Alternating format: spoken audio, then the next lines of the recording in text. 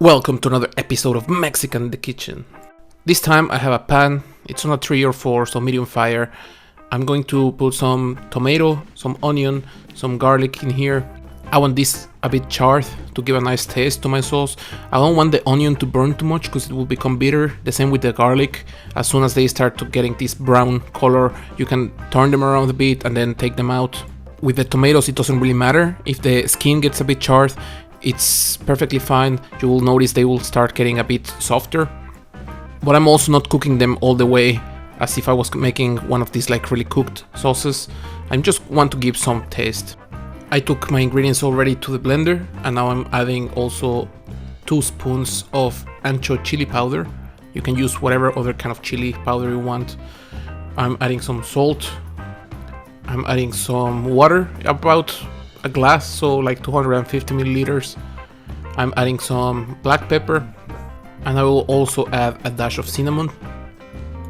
If instead of chili powder you're using some dried chili or ancho chili but as a whole, or maybe some chili flakes, you just have to put them into boiling water for a while, make them soft, and then you can add them to the blender. After that, just blend everything until it's smooth. Again, I'm using this Azteca cactus I got from Las Tunas Dorefy. I'll leave the link in the description. Really nice ingredients, really nice prices.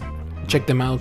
It's a really nice product. I will just remove all the liquid. It comes pickled. So some brands have coriander, onion in there. I usually take everything of those kind of extra things away and just rinse really nicely the cactus. What I'm going to do now is to strain them. I just want the cactus. I don't want any of this pickled liquid. So I'll just strain everything and I'll just run some water on them, usually cold water. This will get rid of the pickled flavor and it will also get rid of some of this natural slime that all cactuses have and some people might not quite love because of the texture, especially kids are usually a bit there and there if they like it or not based on this texture. I have a pan on medium fire with some canola oil and I'm cooking my beef on it. You can use beef, you can use pork, you can use chicken, you can basically skip this all together and use some vegetables. This is up to you. I really enjoy this dish with beef. Once the outside of my meat is cooked, I'm going to throw my sauce in it and my meat will continue cooking in this sauce. I will let it boil now for maybe 15-20 minutes.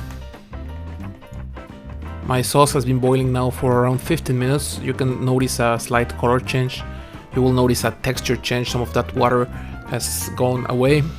It gets a bit more thick. And this is the perfect point where we will throw our cactus. Remember, this cactus comes already pre-cooked, so we don't really need to have it on the fire for long.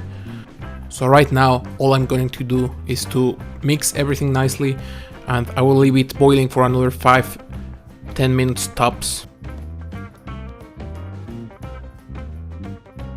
After 5 or 10 minutes, our meat is ready and we can now serve it. I personally enjoy serving it with some rice. This is how you make beef with cactus and ancho chili.